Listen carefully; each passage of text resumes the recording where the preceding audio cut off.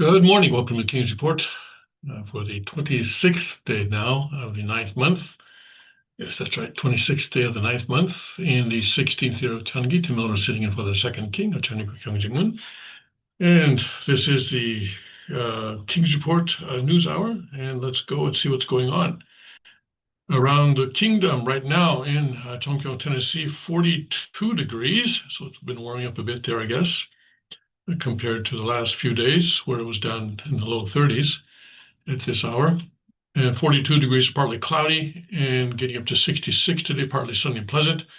Tonight, mostly cloudy and windy, a couple of showers late, 56 for a low tonight. Okay, so it's continuing to warm up, I guess. Okay. Then in father's hometown, Jeongju, North Pyongan province in what is now North Korea, 42 and cloudy. And then getting down, well, that is the low tonight for until morning, and low clouds with a couple of showers late. And then tomorrow getting up to 50 degrees, a couple of showers in the morning, otherwise clouds breaking for some sun and cooler. And then at the Cheongguk Palace in Northeast Pennsylvania, yeah, now things are right. You see, now, yeah, Pennsylvania is supposed to be colder than Tennessee, and that's what it is this morning. 27 and mostly sunny right now. So now they're below Tennessee. Mostly sunny and 27, getting up to 50 today, turning cloudy with a shower in spots late this afternoon. Tonight, breezy with periods of rain, ending after midnight, low of 44. And at the Liberty Rock RV Park and Campground in Limestone County, Texas, it is now 63 and cloudy, mostly sunny, breezy, and very warm, high of 82. Tonight, clear, low of 61. And then, let's see, at the Suncheon Palace in Korea, right now, clear and 43. Mainly clear and chilly, freezing temperatures in the normally colder spots, low of 36. Tomorrow, sunny to partly cloudy, high of 69. And then at the Gunma Palaces in Japan, 53 and clear and 39 for a low tonight, and tomorrow mostly sunny, high of 65. Guangzhou, Guangdong province, 80 degrees right now and cloudy, partly cloudy, low of 68. Tomorrow, hazy sun and very warm, high of 87. Okay, and then let's go to Father's Word.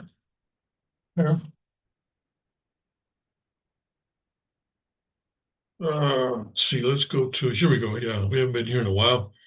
This is Etiquette and Ceremonies. Chapter 3. Chapter 3, Worship and Church Life Etiquette. Mm-hmm.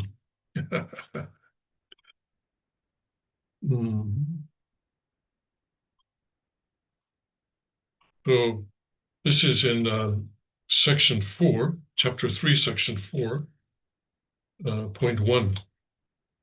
When you have breakfast, now keep in mind that Koreans eat rice for breakfast, okay?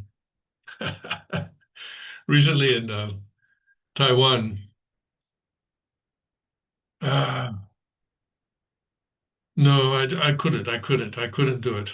I could not have rice for breakfast. So, and, and people are so kind. They look at what I mean. It's, oh, look, you don't have your rice yet. And so they bring me the rice. And I take it back. Anyway, that aside, keep in mind as I'm reading this that Koreans have rice for breakfast. Okay, so when you have breakfast, you eat new rice, don't you? In other words, not leftover rice from the day before.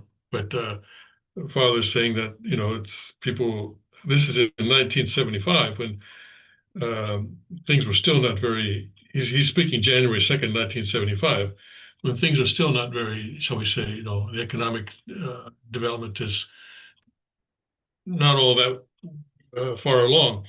But he's saying that it's basically common sense to have new rice for breakfast, not leftover rice from the day before. Of course, automatic rice cookers you can or people can put the rice in there with the water and then push a few buttons and it'll time it so that the rice is just right, just at the time that you want to have breakfast. So I guess that's how they do it. So anyway, Father says, well, let's see why he's talking about this. You eat new rice for breakfast, don't you? There has to be that new taste. Yeah, it is true that rice that is, just finished cooking is certainly a very different taste from rice that has been around for a few hours or even a day or two. In the same way, when you give sermons, you have to do it with something new. Aha, that's where we're going. Okay. Don't pull out some old sermon that you gave a few years back. I think that you're going to get away with that. At least not with Father. So from a spiritual aspect, there has to be something new.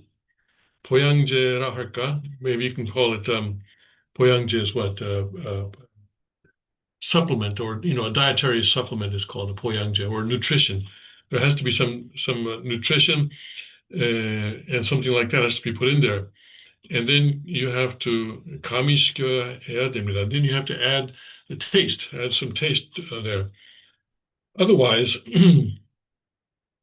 then you should put in some spices so that at least it tastes new, and you can make it taste salty. Otherwise, you can make it taste sour. So somehow they'll give it a new taste. Okay, brother, thank you very much. Yes. Oh, yes, don't slack off with the sermon preparation. All right, we got that. Thank you, Father, for that word that you have given us this morning. All right, let's see here.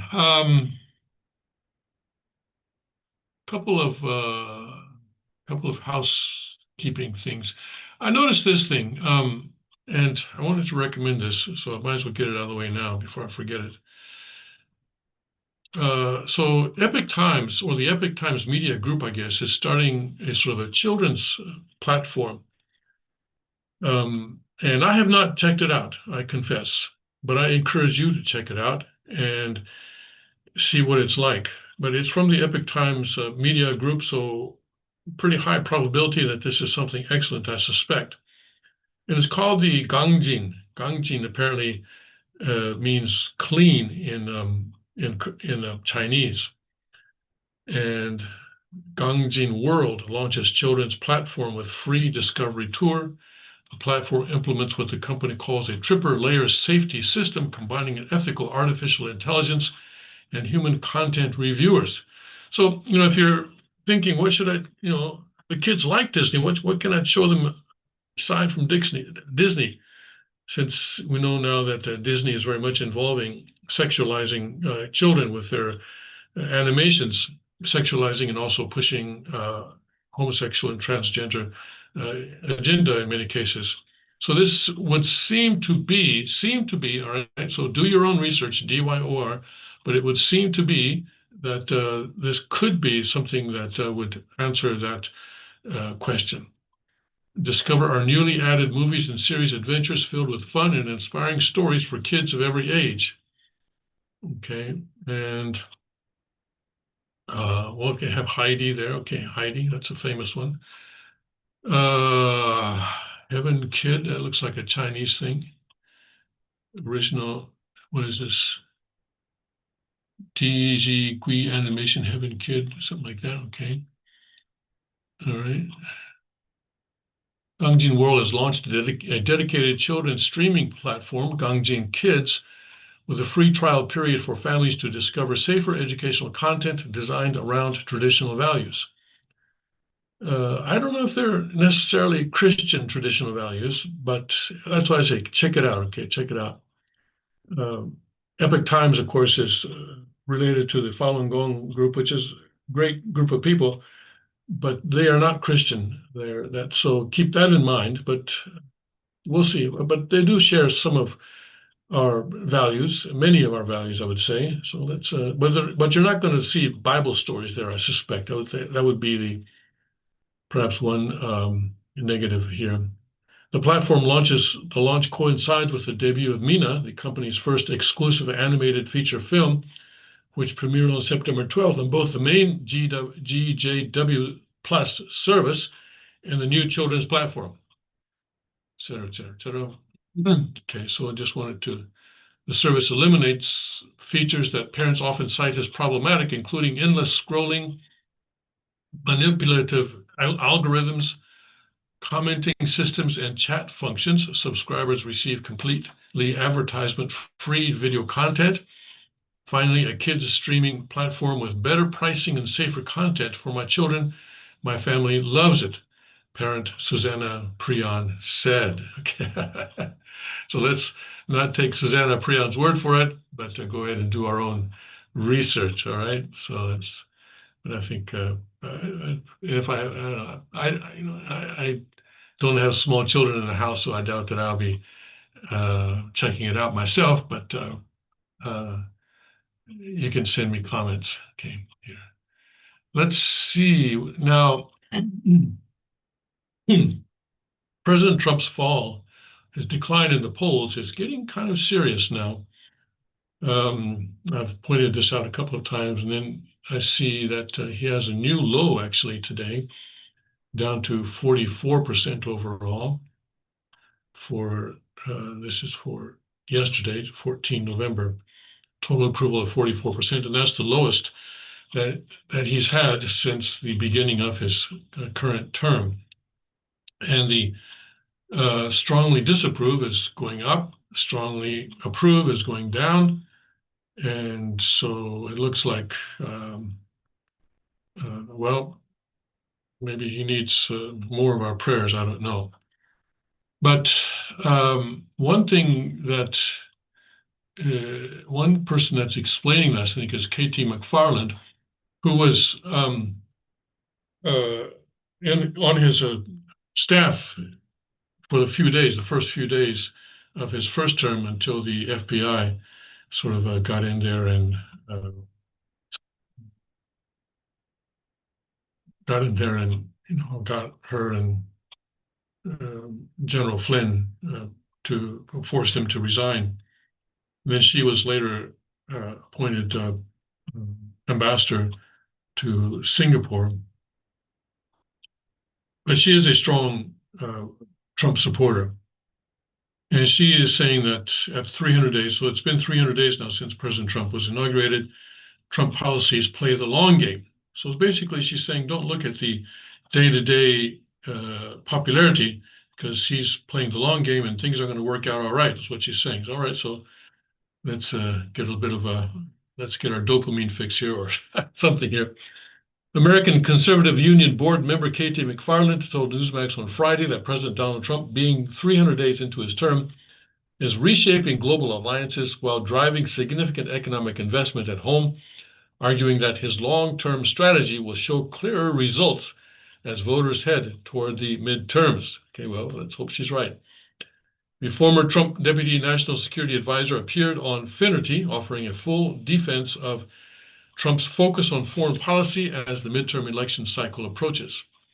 When asked whether Trump would shift more of his attention to domestic priorities over the next 300 days, McFarland said the president is already doing both. What's this? Grouping Pooch's owning liberals to a 2026 calendar. That looks nice. No, because I think Donald Trump can walk and chew gum at the same time. He's doing all of the above, she said. Not only is he getting the 8-piece agreements you've talked about, he's got a historic peace in the Middle East. He's going to be working on the U.S.-China relationship. He'll be working on the European relationship, particularly on the Ukraine war, but they're all tied together. And the way they tied together is because Donald Trump understands that our economy and our technology are our strong suits. She pushed back on the idea that Trump has sidelined domestic concerns, pointing to the administration's push for new investments in American manufacturing. Some people say, well, he's not paying enough attention to jobs in America. He's just gotten $18 trillion of investment into the United States. That's going to be factories built in the United States, things manufactured in the United States, jobs in the United States, she said. Of course, that 18 trillion is not coming in the next day or two, or even next week. it's going to be a number of years before all that 18 trillion comes in, if it does, right? I think he has sort of promises right now, and we'll see what actually happens. And I think the American people are also sort of waiting to see what actually happens there. According to McFarland, Trump's strategy represents a shift from decades in which the U.S. financed global security commitments and offered favorable trade terms to foreign partners. The other thing he's gotten is he's leveled the playing field. She said to the United States for decades, I mean, really since the end of World War II, we have paid for everybody else's security, and we have given every other country favorable trade terms to ours to our great disadvantage. President Trump has turned that on its head. Now we have reciprocal trade agreements. Now we have allies who are stepping up to their fair share. Pressed on whether voters remain unaware of these efforts, McFarland said Trump faces a challenge similar to one confronted by former President Ronald Reagan. Yeah, and I think what President Trump has is the same problem that President Reagan had, she said. He wins by a great majority. He does a lot of really big things, but the really big things cause a lot of pain at home first. So you have pain at first before you get the success. The economic prosperity, the economic growth, it took Reagan 3 years. We hope President Trump gets to turn the corner. And so by a year from now, when people go to the polls again, they'll see what President Trump has done. The opportunities lag behind the actions. Well, we'll see. Oh, I didn't share that, did I? Oh, my goodness. It's. Oh, am I off? No, that's okay. Oh, no, I did. Okay, I did share it. All right, okay. All right. Good. So I think she's right, that there is pain before the benefits. I said this, that President Trump has had to do radical surgery because of all the terrible stuff that has built up. I'm reminded of a joke that President Reagan told, and of course I cannot tell it the way he did. But maybe I could find a video of that. I mean, if I try to tell it, it'll ruin it. But he was talking about how, I think he said he bought a horse farm. Reagan horse farm joke.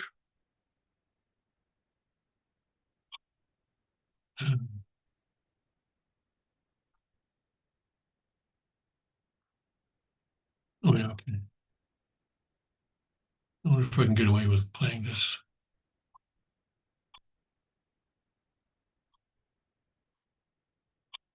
This Reagan joke was funny as hell. Okay, let's try it. Let's go ahead and try it.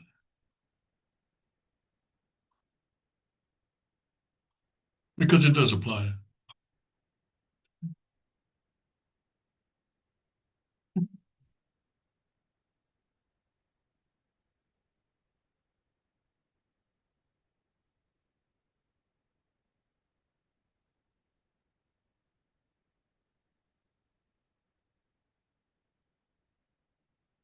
Are you seeing it? I don't know if you're seeing it. Tech team, can you see my screen? Oh yeah, now you did, okay.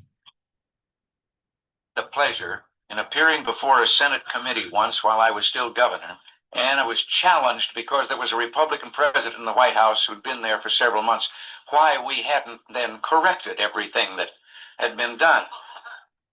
And the only way I could think to answer him is I told him about a ranch many years ago that Nancy and I acquired, had a barn with 8 stalls in it, which they had kept cattle. We wanted to keep horses, and I was in there day after day with a pick and a shovel, lowering the level of those stalls, which had accumulated over the years.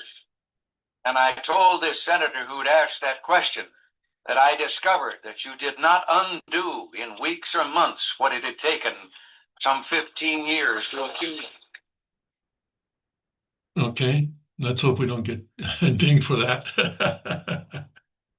Okay, but yeah, I think that definitely applies here. Okay, so because Obama, Clinton, Clinton, Obama, and Biden, of course, have accumulated a lot of the stuff that President Reagan was talking about there, and it does not get removed in weeks, days, or weeks, or even perhaps even months. So, but President Trump is chipping away, and let's pray that he can accomplish that. Okay. Now, so I want to go to this story now because this also relates how Trump broke GOP orthodoxy and built a new working class party. And I think this is let me see here. This also relates to what President Trump is doing right now and the radical direction that he's taking, not just for the country, but for the Republican Party. From free trade or from trade tariffs to government stakes in companies, Trump is rewriting the Republican rulebook. Yeah, certainly that is true. On April 29th, 4 weeks after introducing tariffs of at least 10% on nearly every country, President Donald Trump stood before a crowd of blue-collar workers in Michigan to mark his 100th day in office. After decades of politicians who destroyed Detroit to build up Beijing, Trump said, "You finally have a champion for workers in the White House." Since his first term, Trump has broken with Republican Party orthodoxy, particularly on free trade and globalization, by championing steep tariffs and protectionist policies, cornerstones of his America First agenda. He has attracted a surprising new crowd to the party, union workers. Republican National Committee member Sean Steele said the GOP has become the party of the working class.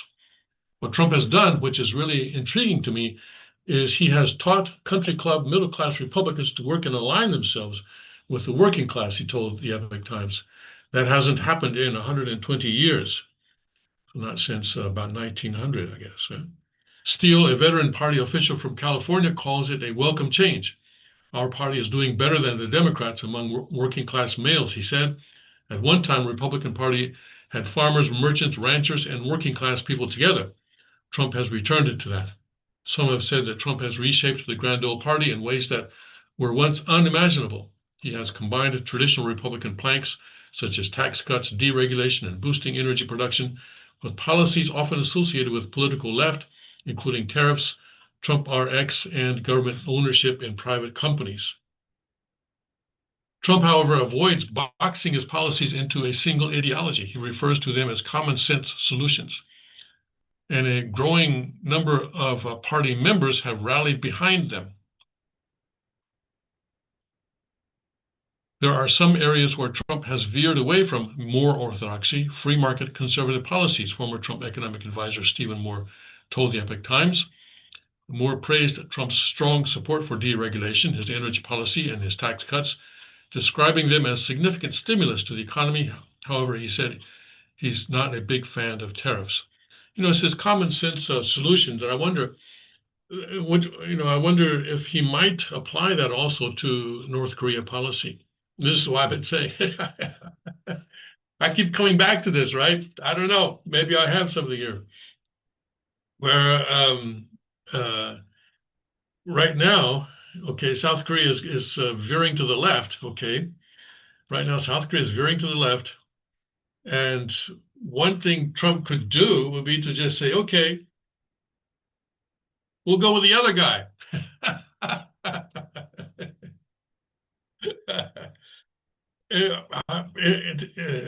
I think, as long as you can deal with the nuclear thing somehow, and I think that is doable if North Korea is given. So North Korea insists on having nuclear weapons because what? Because it guarantees regime survival. All right. That their goal is not to have nuclear weapons. Their goal is to use nuclear weapons as a means to guarantee regime survival. So if the U.S. can provide some other way of guaranteeing regime survival, then I think you can have a possible opening there. And someone's trying to call me right now. They're going to have to call back. I need to send a message here.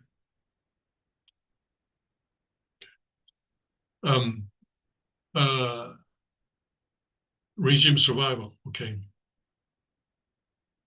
how can they do that? Well, that's where, that's why diplomats get paid the big bucks. Okay, so I'm not going to try and answer that question, but I think it is doable.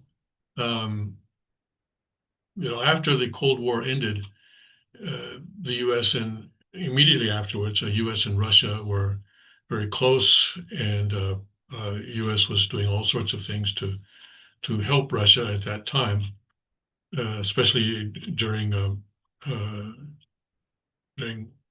the transition from Gorbachev to Yeltsin, and then during Yeltsin's time.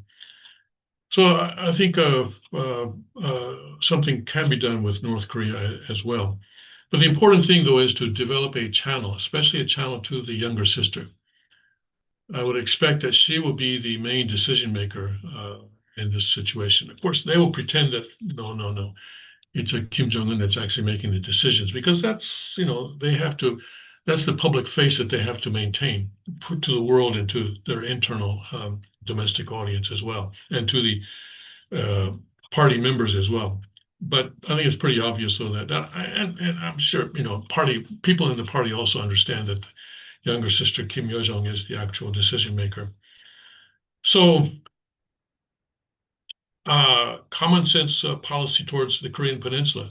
Maybe it's coming. Maybe it's coming. Maybe that'll come after the midterm elections.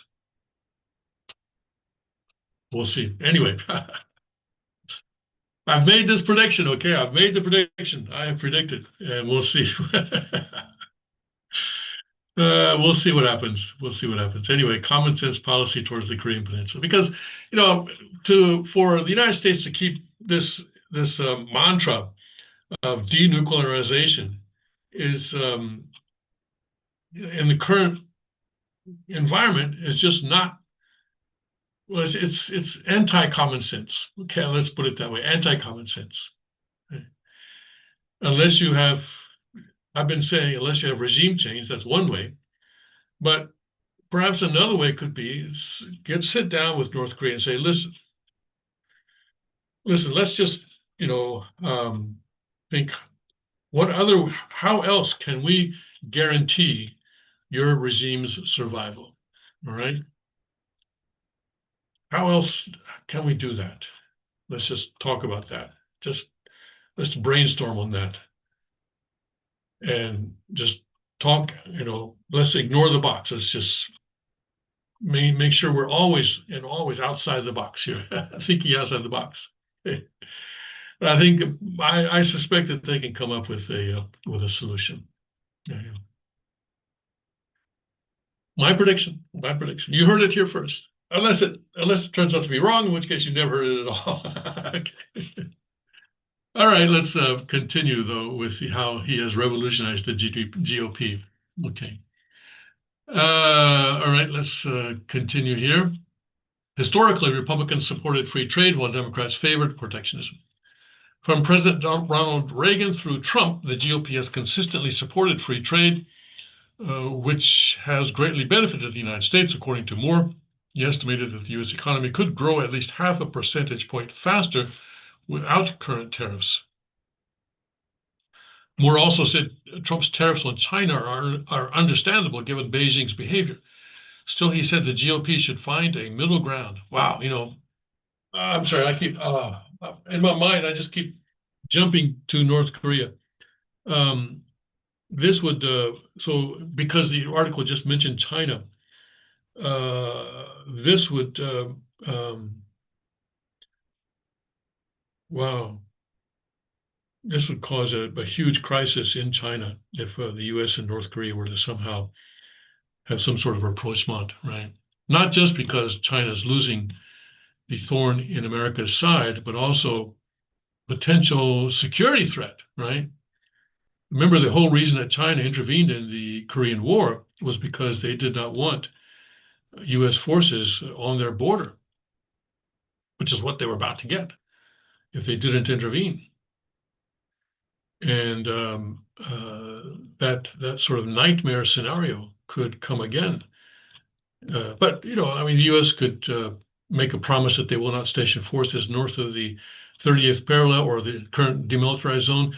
just as they promised Russia that they would not expand NATO to the east. Okay. Yeah, that promise is not going to go well with China. Well, you think we're stupid? All right. Okay. Focus, focus, focus. If you want to isolate China, you have to have everybody else aboard. And so you don't want to antagonize countries like Canada unnecessarily, Moore said.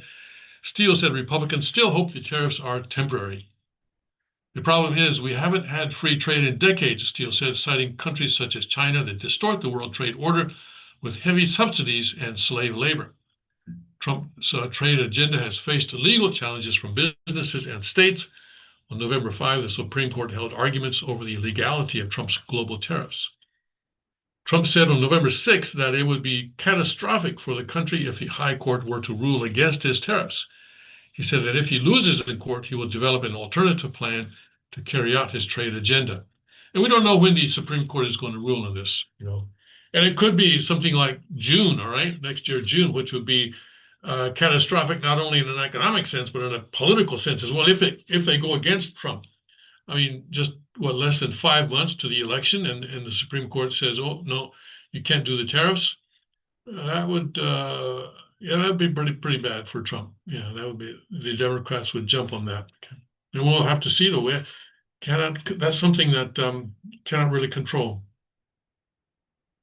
Since taking office in January, Trump has also expanded government involvement in sectors critical for U.S. national security, a significant shift in industrial policy.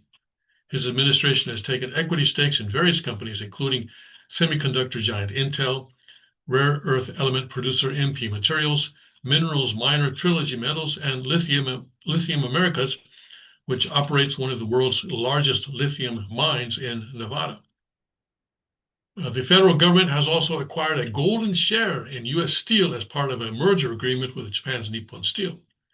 Additionally, Trump reached revenue-sharing deals with chip makers NVIDIA and Advanced Micro Devices. Critics, however, view this as a new form of state capitalism. Yeah, they're actually right. Yes, it is state capitalism. John Berlow, a senior fellow at Competitive Enterprise Institute, a libertarian think tank, praised Trump's long list of actions cutting red tape, but said that his interventionist policies, such as taking ownership and stakes in companies, could detract from his good policies. Yeah, that's putting it mildly. During the Great Recession, the federal government under President George W. Bush and Barack Obama purchased equity stakes in troubled banks and car companies, but those were only temporary measures. Yeah, they purchased shares in GM, didn't they? General Motors. And they later sold them, and we were told that these shares were sold at a profit for the U.S. Treasury. Berlow said that when the government becomes the owner of a company, it can target its competitors and regulate the sector unfairly. The Trump administration argues that the stakes are too high to ignore competition from China. We want to reduce U.S. dependence on imports of critical materials, Energy Secretary Chris Wright said in response to a question from the Epoch Times during a press conference on September 24th in New York City. When asked whether the Trump administration would continue to expand the government's stake in strategic sectors, Wright said, absolutely. Although the Trump administration prefers to leave investment decisions to private capital, he said, it will also invest in and support companies in developing critical mineral resources in the United States. We just made it so hard to mine anything here that we've hardly opened any new mines. We want to change that, Wright said. In another unprecedented move, the Trump administration recently negotiated a series of agreements with major pharmaceutical companies to lower the price of drugs. The agreements resulted from Trump's most favored nation prescription price policy initiated in May, which asked drug makers to bring U.S. drug prices in line with the lowest prices paid by other nations. On September 30, Trump also announced the launch of TrumpRx.gov, a new website that will enable patients to find a drug and purchase it from the manufacturer at a discounted price. The website is expected to go live in 2026. When my wife and I, when we were purchasing drugs in the United States, we were using GoodRx, and that worked very well for us.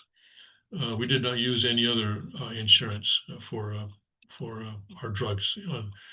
We did not sign up for Part D of Medicare at all from the beginning, partly because we knew that we would be spending most of our time overseas, and we didn't want to have to pay the Part D premium when we weren't going to be using it very often. And besides, GoodRx was working quite well for us.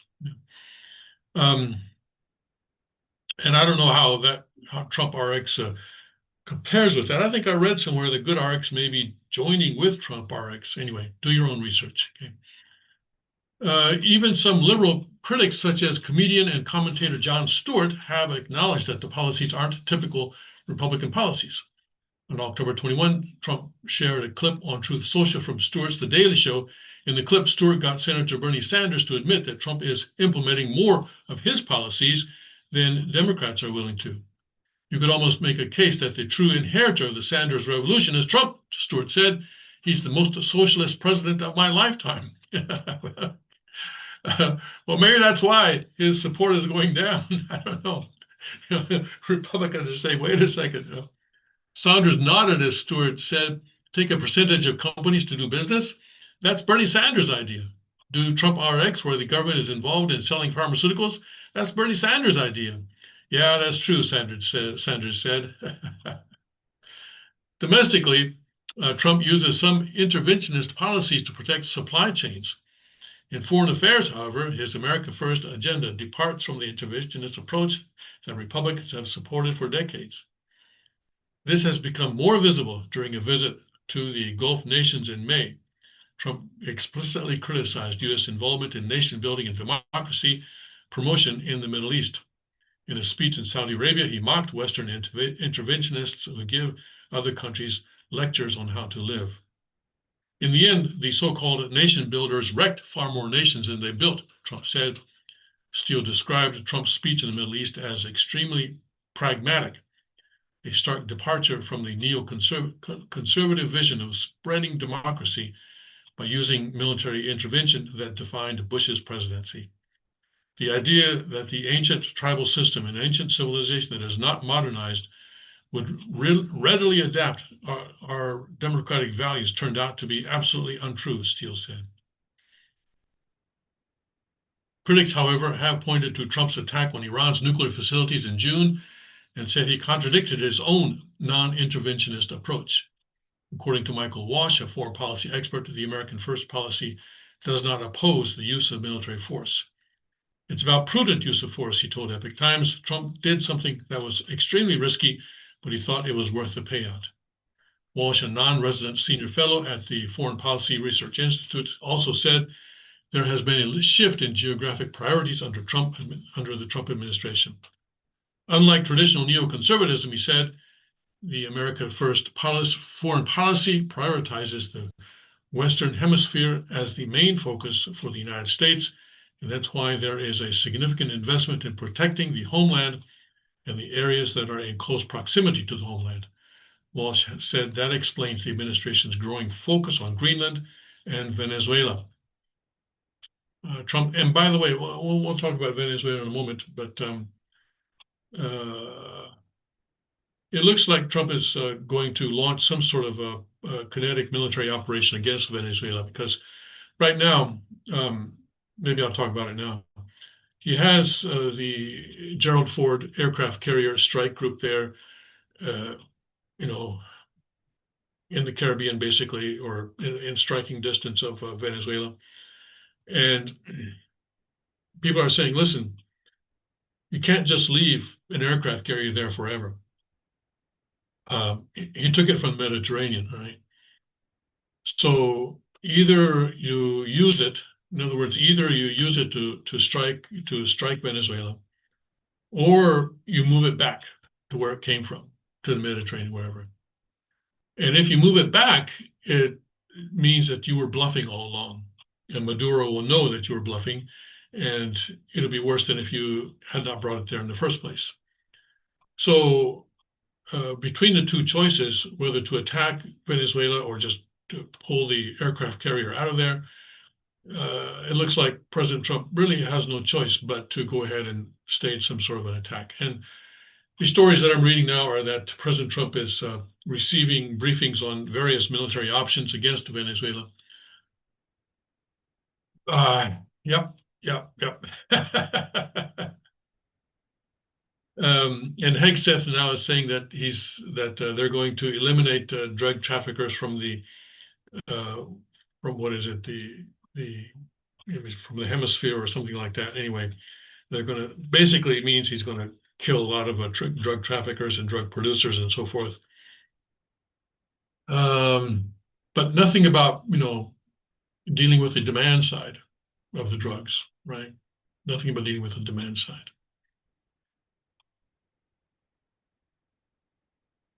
Anyway, so we'll have to wait and see what happens there. But even potentially, during the weekend or early next week, or sometime before Thanksgiving, I suspect. It's very likely that the U.S. will have a kinetic military operation against Venezuela.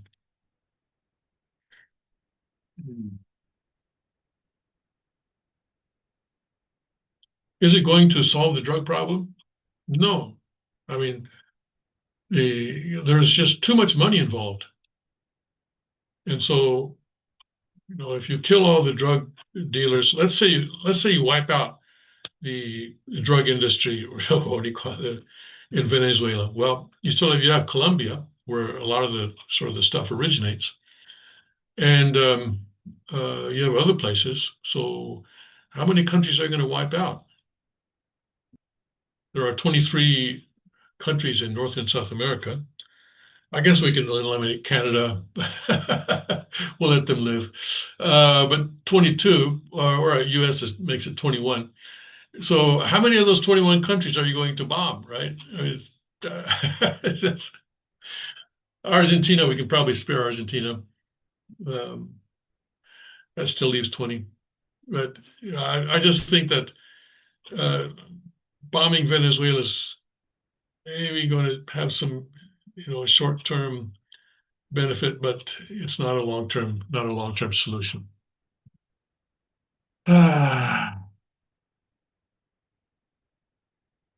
Anyway, we'll see. We'll see how it goes. Then we'll cover it when it happens. Okay. All right, here, let's go back here.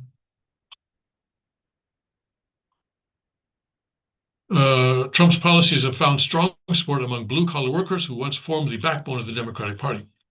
Exit polls from the 2024 election indicate that working-class voters, defined as those without a college degree, supported Trump over Vice President Kamala Harris by a margin of 56 to 42.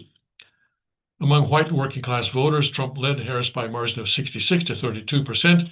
He also increased his share of working-class Black and Latino voters compared with 2020. Isaiah Goddard, a United Auto Workers member who works at Ford's Rawsonville components plant in Michigan, said Trump's tariffs are breathing life into the U.S. auto industry and that more auto manufacturing jobs are coming back to the U.S. Goddard, a third-generation auto worker, said he strongly supports Trump, but does not feel loyalty to the Republican Party. He said he would absolutely vote for the Democrat in the future if that candidate were to advocate similar policies. And this is a big issue for some Republicans who believe that if the party neglects working-class voters in the future, it could undo all the gains made in the Trump era. Speaking at a dinner hosted by the American Spectator in May, Senator Jim Banks, Republican of Indiana, said that Trump's strong connection with the blue-collar workers has been a gift for the GOP. Working-class voters sent Trump back to the White House in 2024 with even more support than in 2016, he said. According to Banks, 79% of mechanics, 60% of small business owners, and 59% of custodians donated to Trump over the then presidential candidate Joe Biden in the 2020 election. There are ongoing social and demographic changes in the U.S. politics that affect the GOP priorities. Private unions were once very powerful in this country, and now they represent very few, Steele said. At one time, there was no such thing as government unions. Now they're huge, and they can break the back of many states. Whether Trump's policies and pro-worker vision will outlast his presidency remains an open question. every single time we elect a president, we become the political arm of the president of the United States, whether you like it or not, Steele said. Now that Trump is our president, it is in fact Trump's party, right? Okay, so that's talking about the Republican Party become the political arm of the president of the United States, which is true, of course. Right now, it is Trump's party. Very true. Right. All right, so we'll see what happens between now and, especially over the winter, I guess, and into the spring. Right about, the primaries are going to be beginning, I guess, in early February. Is it? I guess early February and going into May and June, and in the primaries, sort of Trump endorsed candidates will be there, and also other candidates will be there, and we'll see what happens and whether Trump's popularity, shall we say, or support within the party has maintained, or whether it's down, or just what's going on. Eventually, public opinion polls cannot really give you the full picture, or even an accurate picture. There's sort of guesses. Even Rasmussen, I don't trust it completely, but I just use it because I think it's the best among the polling agencies. All right, and let's see here. What else do we have? McFarland, we did that. Oh yeah, okay, FBI. All right, let's do this one. So Tucker Carlson, he's sort of stirring up a storm, isn't he? And of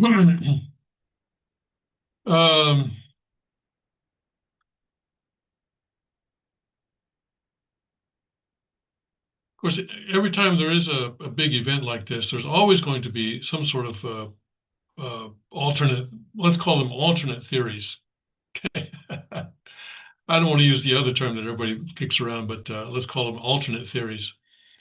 And that's fine, I think, and then we have to sort of look at those theories in light of the facts that we know. And I think Tucker Carlson's claims about there being an alternate shooter, probably, at least a lot of what he says about that the shooter that's currently on trial, Thomas Crooks, don't really stand to scrutiny. And I think that's what the FBI is pointing out here. So let's take a look, and this can be a part of our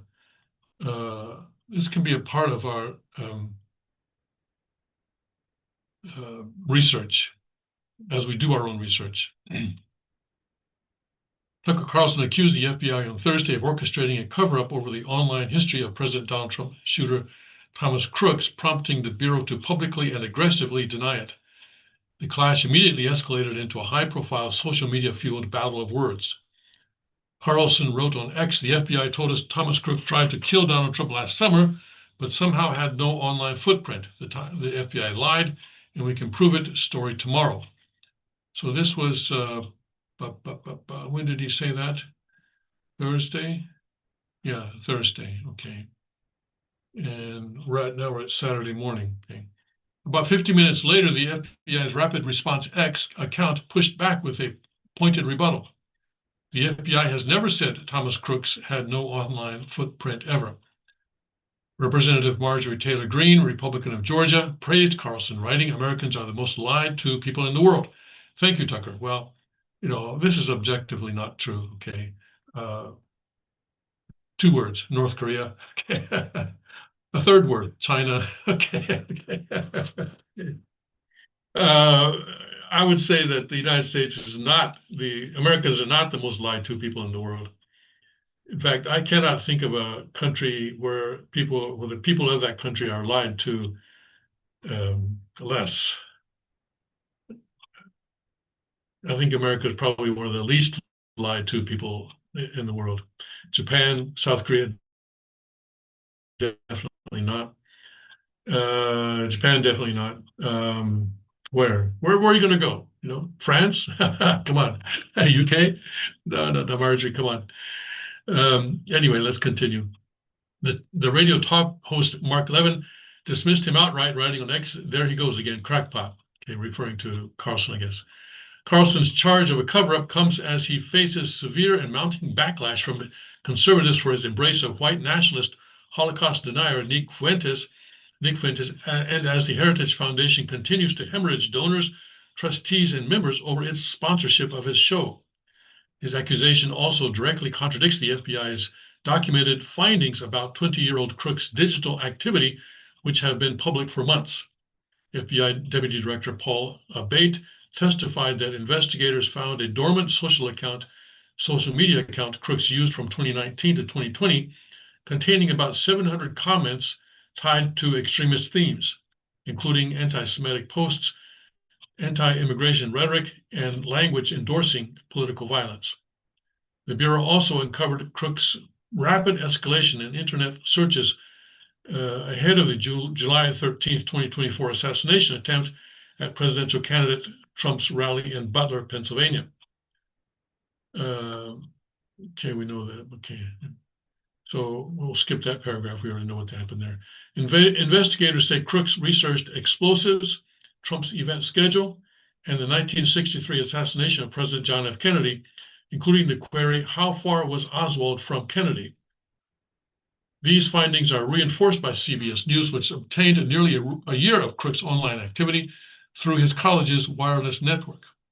CBS documented hundreds of visits to news sites, weapons forums, gaming platforms, encrypted services, social media, and academic accounts, evidence of a substantial and traceable online footprint. 2 days in particular stood out in the CBS analysis. On December 6th, 2023, he browsed the White House archives from Trump's first administration before moving to firearms websites and news outlets. On January 24th, 2024, he racked up 1,364 internet requests and began consistently using a VPN afterward. NBC News separately found that Crook's interest in weapons spiked in the final year of his life. He bought a rifle from his father in 2023, joined the Clariton Sportsman Club, and visited the rifle range more than 40 times while steadily expanding his use of encryption tools to obscure his activity. These investigative records stand in direct contradiction to Carlson's claim that the FBI suggested Crooks had no online footprint. All right, so Newsmax is joining the fray. All right, so yeah. So it looks like, at least on that point, Tucker Carlson has been thoroughly rebutted and successfully rebutted. Not that denies everything he says, but I think at that point, at least, right, that somehow no online footprint appears to be somehow Carlson's mistake, or to put it in favorable terms, at least a mistake. So I just wanted to point that out to you. And let's see what else we've got here.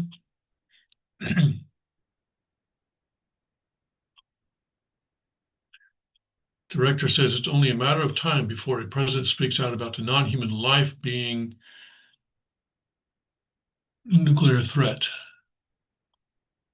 I guess he's talking about AI. I see. Okay. Right. AI is something that is really kind of a new frontier, isn't it?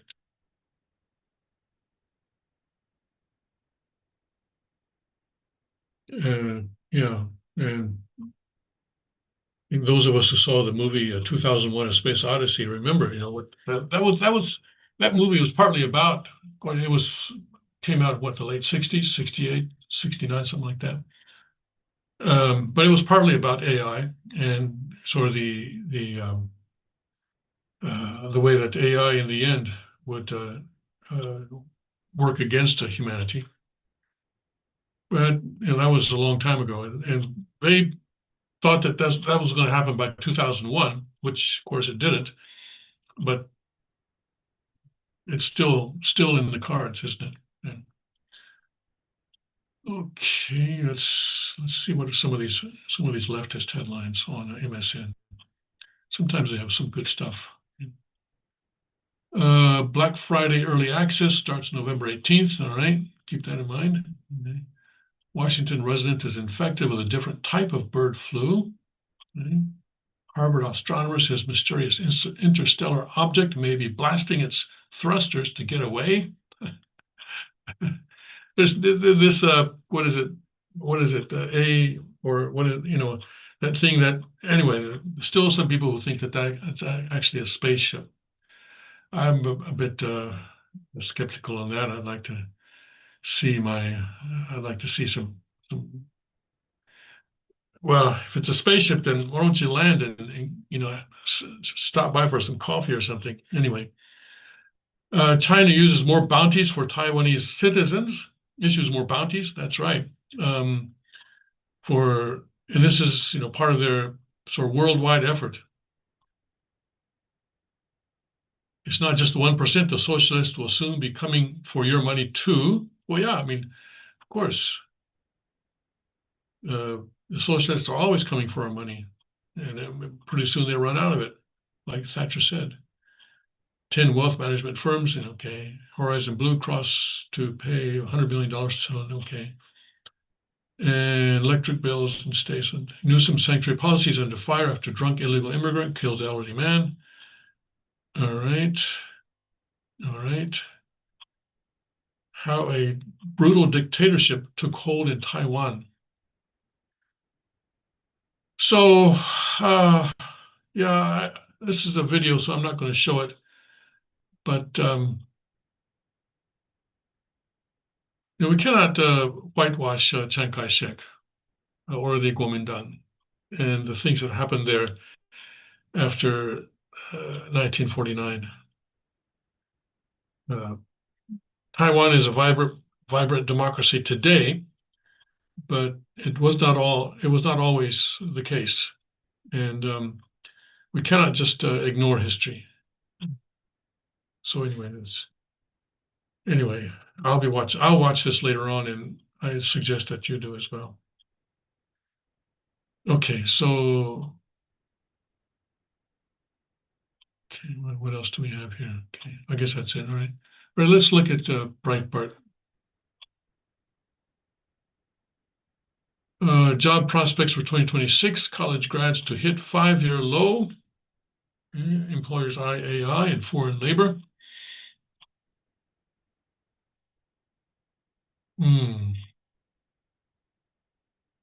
Yeah, it's going to get tougher and tougher, that's for sure. And people need to be aware of the direction that things are going in, that society is going in. I was earlier today, I was watching a video by a recent college graduate who was lamenting the fact that she says, I have 2 degrees and I have a certificate. Okay, I don't have a master's, but I have 2 degrees. And she didn't say what degrees she had, maybe basket weaving, I don't know. But I have 2 degrees and a certificate. And she says, and I can't, and she said the only job that she could find was that some tech firm said, would you like to help us answer customer complaints? And she said, no, that's not what I'm looking for.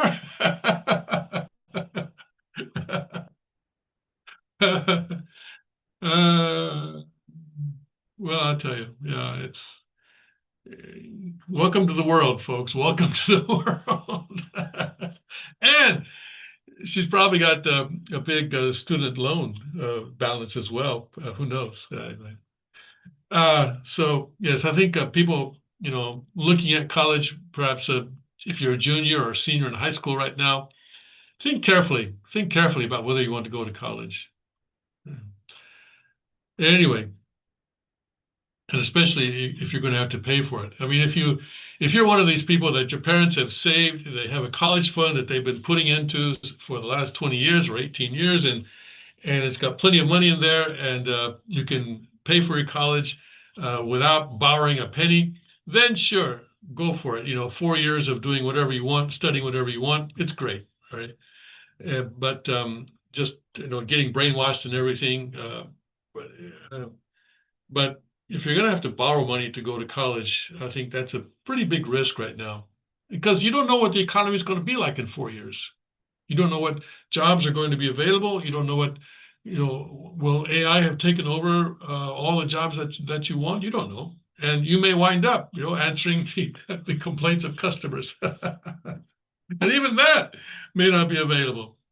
I noticed that some of my discussions with certain providers are obviously written by AI, and they're not written very well either.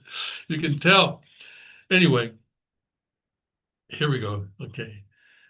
DHS launches operation to rescue migrant children resettled with unvetted adults under Biden. Ooh, yeah, boy, I tell you. We're going to hear some horror stories from that. Okay. All right, I got to go. I got to go pack, and I got a plane to catch tomorrow. So I will see you on Monday if everything goes well. God and airlines and TSA willing. We will see what happens. I don't know. It's kind of an adventure, It's flying is going to be an adventure right now. I will see where I wind up on the Monday morning. God bless Godspeed. May His kingdom come quickly.